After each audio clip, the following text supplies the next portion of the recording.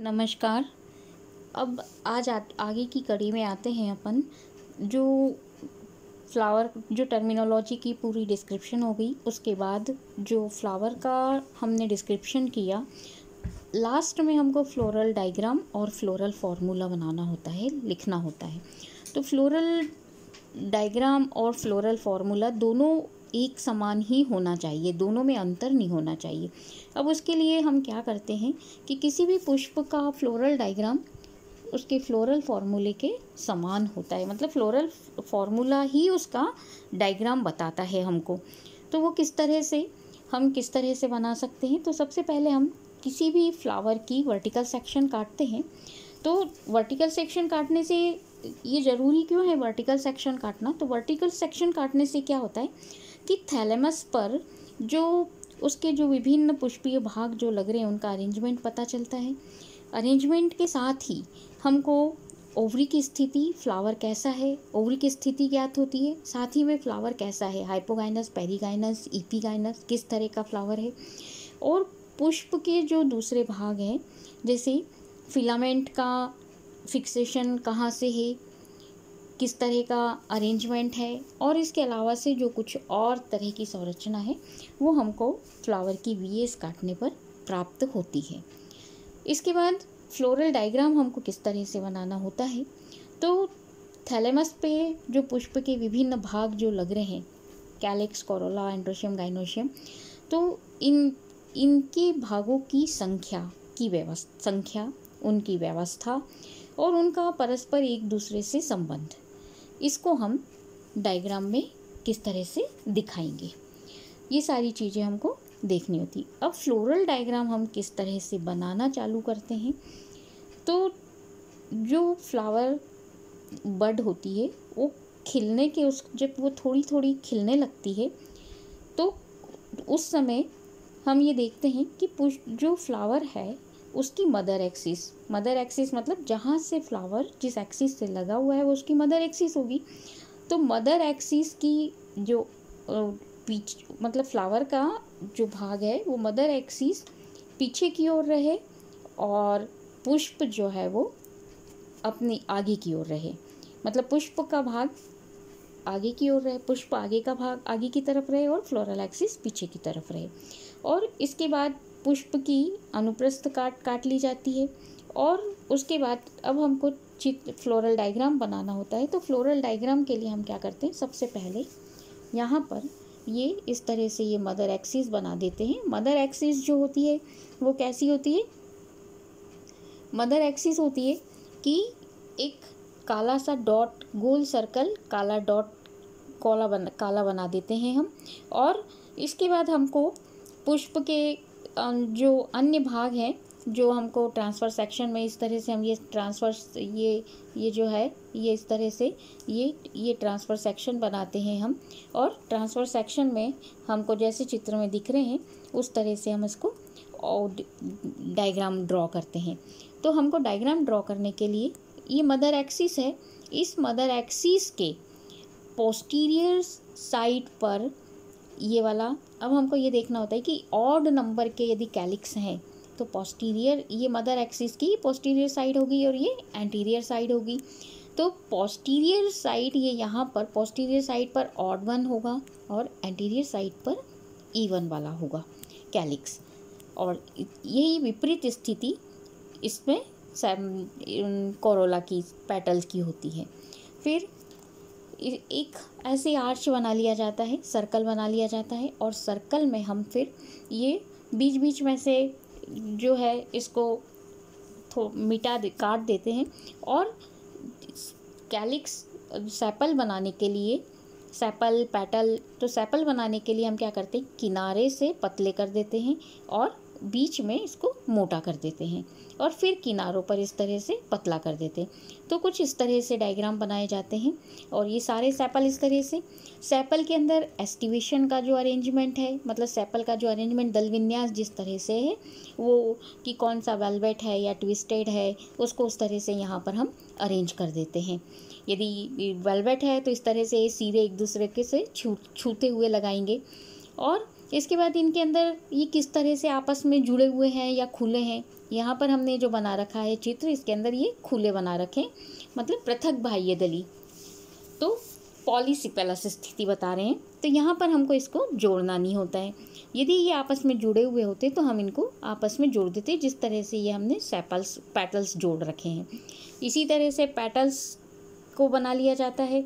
अंदर वाले सबसे बाह्य चक्र जो होगा वो बाह्य दल का होगा, अंदर वाला, उसके अंदर वाला जो चक्र है वो दल का होगा। अब पेटल्स बना लिए जाते हैं इसके अंदर भी इसी तरह से।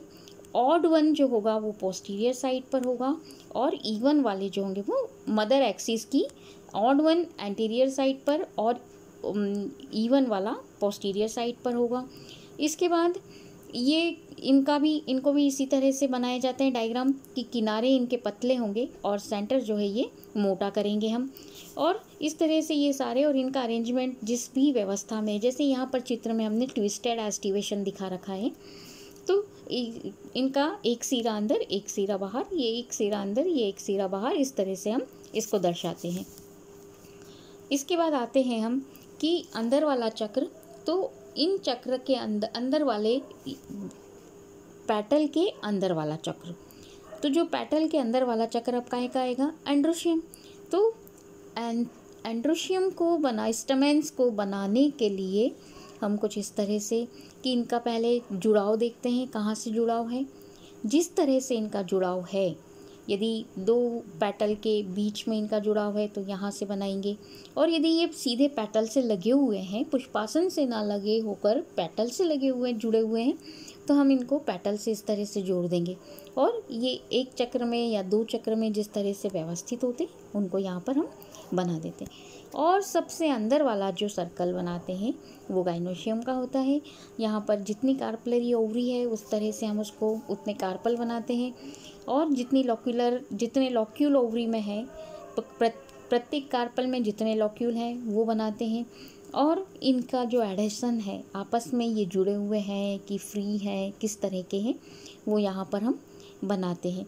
तो इस तरह से ये पुष्पीय चित्र हम बनाते हैं। इसके बाद एक बात और हो जाती है कि यहाँ पर जो एक पुष्प के साथ ही उसके पैडंकल से लगी हुई एक संरचना हमको दिखाई देती है, कुछ में दिखाई देती, कुछ पुष्प में नहीं दिखाई देती, जिसको कि हम कहते हैं सवृंतहीन या सवृंती पुष्प। तो ये ब्रैक्टिएट फ्लावर यदि है, उसमें ब्रैक्ट सा पत्र है, तो ये यहाँ पर नीचे की तरफ हम ब्रैक्ट बनाएंगे। और यदि ब्रैक्टियोलेट भी है, ब्रैक्टियोल भी है, तो ये दो ब्रैक्टियोल पाए जाते हैं।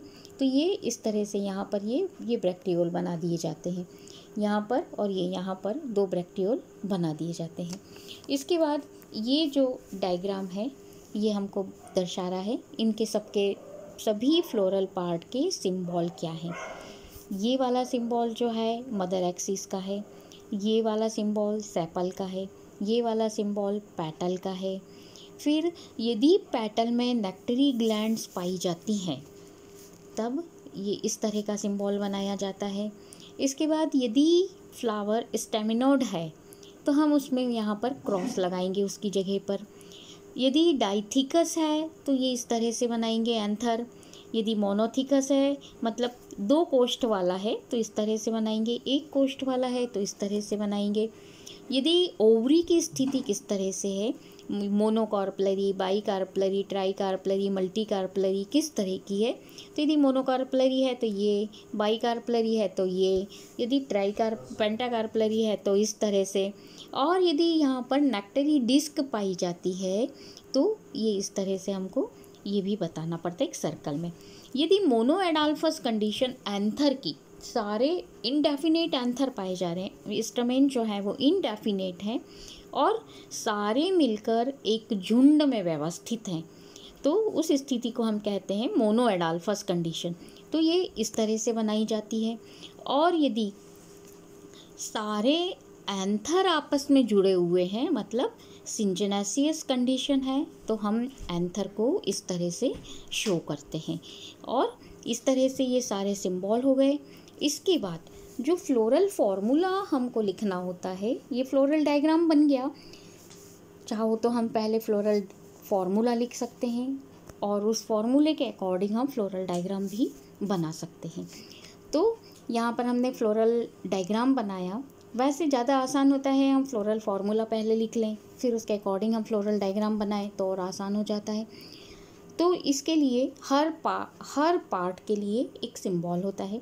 जैसे ब्रैक्टिएट फ्लावर है तो हम BR लिखते हैं, ब्रैक्टियोलेट फ्लावर है तो BRL लिखा जाता है। यदि ई ब्रैक्टिएट फ्लावर है तो EBR लिखा जाता है। हम ब्रैक्टिएट से ही शुरुआत करते हैं। ब्रैक्टिएट है तो BR, नहीं है तो EBR, ब्रैक्टियोलेट है तो BRL। फिर सिमिट्री देखी जाती है, फ्लावर एक्टिनोमॉर्फिक है या जाइगोमॉर्फिक है। तो सिमिट्री के लिए आपने यहाँ पर डायग्राम में देखा होगा, हमने ये ऐसे क्रॉस लाइनें डाल रखी है। तो हर भाग से काटने पर यदि दो समान भाग मिलते हैं, किसी भी एंगल से काटने पर दो समान भाग मिले तो एक्टिनोमॉर्फिक, और सिर्फ एक एंगल से काटने पर ही दो समान भाग मिलते हैं, बाकी अन्यथा नहीं मिलते हैं, तो वो होता है जाइगोमॉर्फिक। तो एक्टिनोमॉर्फिक के लिए हम ये इस तरह से सिंबल बनाते हैं, गोला और बीच में प्लस का साइन लगा देते हैं। जाइगोमॉर्फिक के लिए जिस तरह से हम डिवाइड का चिन्ह लगाते हैं, कुछ परसेंटेज का चिन्ह लगाते हैं, कुछ इस तरह से जाइगोमॉर्फिक का चिन्ह लगाते हैं। हर्माफ्रोडाइट या बाइसेक्सुअल फ्लावर, तो उसको इस तरह से दोनों सिंबल एक साथ होंगे, मतलब एक गोला लगाकर ऊपर की तरफ एरो और नीचे प्लस, तो ये हो जाएगा बाइसेक्सुअल फ्लावर। यदि दोनों में से बाइसेक्सुअल ना होकर यदि मेल फ्लावर है तो हम एक गोला लगा के एरो लगाएंगे, फीमेल फ्लावर है तो गोला लगा के नीचे प्लस लगाएंगे।